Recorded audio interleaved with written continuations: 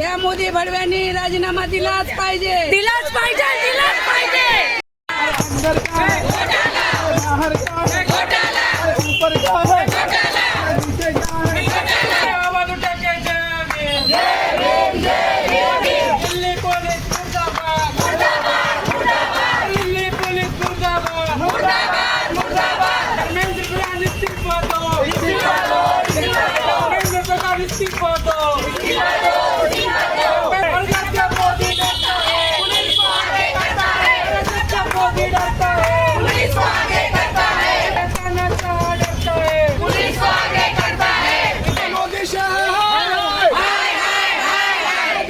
दिल्लीमध्ये विद्यार्थ्यांवर अमानुष लाठीचार्ज केल्याप्रकरणी वंचित बहुजन आघाडीकडून 23 जुलै रोजी महाराष्ट्र बंद करण्यात आले।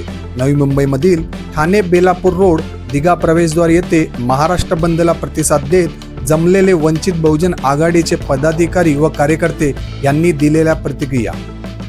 आज जे चाललेलं आहे की हे कुठल्या राजकारणाचं नाही, सर्व सामाजिक, सर्व बंधू बहिणीचं आहे, सर्व मुलांचं आहे।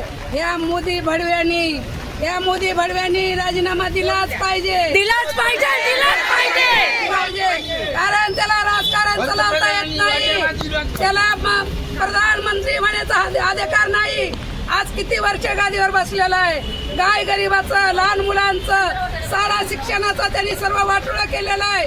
गरीबाच्या मुलांनी शिकूच नाही, सगळ्या गोष्टीची महागाई केलेली आहे, गरीबाला मारण्याचा प्रयत्न केलेला आहे। आज जे दिल्लीमध्ये घडतंय, या मुलांवर अत्याचार होतोय, काठी लाठी केली, पोलिसांनी मारलं, त्या पोलीस भडव्यांना पण कामातून काढता यायला पाहिजे, त्यांनी पण राजीनामा द्यायला पाहिजे, त्यांना अक्कल पाहिजे, द्यायला पाहिजे, राजीनामा द्यायलाच पाहिजे। कुणाचा खरं आहे आणि कुणाचा खोटं आहे हे त्या पोलिसांना कळायला पाहिजे होतं।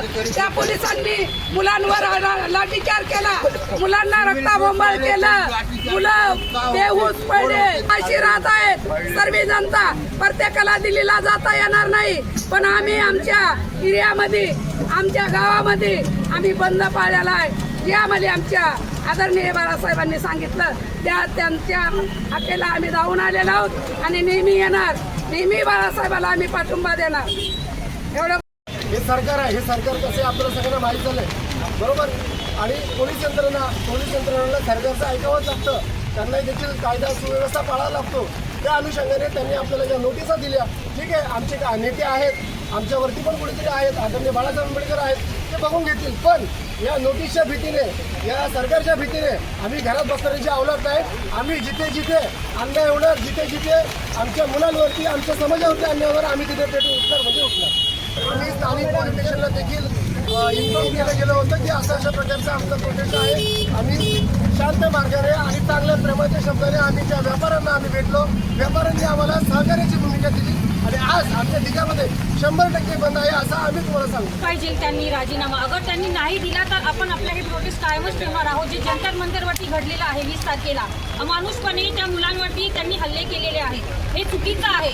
प्रत्येकाला संविधानाने अधिकार दिलेला आहे, आर्टिकल 91B च्या नुसार प्रत्येकाने शांतीपूर्वकपणे हे प्रोटेस्ट करू शकतात आणि ते आम्ही करत पण आहोत आणि त्यांनी सुद्धा केलेलं आहे। पण सरकार किती म्हणजे नालायक आहे असं आपल्याला बोलावं लागेल, कारण त्यांनी आज लहान मुलांवरती त्यांच्यावरती लाठीचार्ज केला, अश्रू गॅस सोडलंय, हो विकृत पद्धतीने त्यांनी ह्या गोष्टी केलेल्या आहेत, त्याचा आम्ही निषेध करत आहोत। बाळासाहेबांनी आम्हाला जे सांगितलं आहे महाराष्ट्र बंद करायचं, त्यांच्या हाकेला आम्ही सर्वांनी उतरून इथे त्यांच्या हाकेला आम्ही प्रयत्न केलेला आहे महाराष्ट्र बंद करण्याचा, कारण आपल्याला त्यांना निदर्शन करून दाखवायचं आहे की तुम्ही जे केलेलं आहे ते चुकीचं आहे, अन्याय केलेला आहे। प्रोटेस्ट करणं हा प्रत्येकाचा अधिकार आहे, त्यामुळे तुम्ही त्यांना असं मारणं हे चुकीचं आहे आणि तेही लहान मुलं होती 15-16 वर्ष।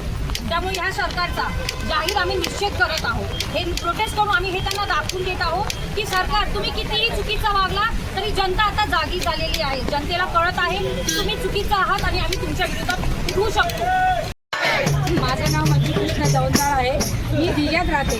ते दिल्लीमध्ये जंतर मंतर जे चालू आहे आणि त्या पोलिसांनी लहान मुलावर अत्याचार केलेला आहे, त्यांना लाठीकाठीने मारून बेदम केलेलं आहे। निर्लज्जपणे पोलीस नसून पण विदाऊट ड्रेसवर ते लोकांनी आंदोलन केलेलं आहे, हे किती लाजिरवाणी गोष्ट आहे। कारण ती जे पोलीस प्रोटेक्शन नाही आहे, लाठीचार्ज केला आणि त्या मुलांचे रक्त बंगाल केलेले आहे, त्यांचे हातपाय तोडलेले आहेत. तर हे लाज हे मंत्री जे बसलेले शिक्षण मंत्री बसलेले त्यांना थोडी तरी लाज वाटली पाहिजे, थोडी तरी जनतेने मराठी लाडवली. तो गादीवर बसलेला आणि मुलावर अन्याय अत्याचार होतोय तर तो काय करत आहे? तर त्यांनी स्वतःचा आपला राजीनामा द्यावा. आणि मुख्यमंत्री देवेंद्र फडणवीस त्यांनीही तिथे गेले नाही, त्यांनी सहकार्य केलं नाही, उलट त्यांनी पोलिसांना प्रोटेक्ट केलेलं आहे आणि पोलिसांनी इतकं मारहाण केलेलं आहे, तिथे तिथे मुलांचे रक्तपात केलेले आहे. त्या मुलांनी काय केलेलं? त्यांनी शिक्षणाचा अधिकार मागू नये का? त्यांनी शिक्षण घेऊ नये का? या तुमच्या मुलांनी अमेरिका जर्मनला जाऊन शिक्षण घ्यावं आणि आमच्या ह्या जनता मुलांनी कशी महाराष्ट्रात जाऊन पण शिक्षण नाही घ्यायचे? हे का तुमच्या बापाचं राज्य चालत आहे का? तुमच्या बापाचे पैसे जातात का? गोरगरिबांचे कष्टाचे पैसे चालले तरी त्यांना तुम्ही शिकू देत नाहीये. आणि तुमच्या मुलांना बाहेर देशापासून तुम्ही किती व्यवस्थित त्यांची सोय करता आणि आमच्या मुलं आमचा हक्क मागायला स्वतःचा हक्क मागायला गेले तर तुम्ही त्यांच्यावर लाठीचार्ज करता. अशा दिल्ली पोलिसांचा मी निषेध करते आणि त्यांना लाचार आहे ते आणि त्यांचा धिक्कार आहे, धिक्कार आहे, धिक्कार आहे. महाराष्ट्र क्राईम वृत्तला लाईक, शेअर आणि सबस्क्राईब करा. धन्यवाद.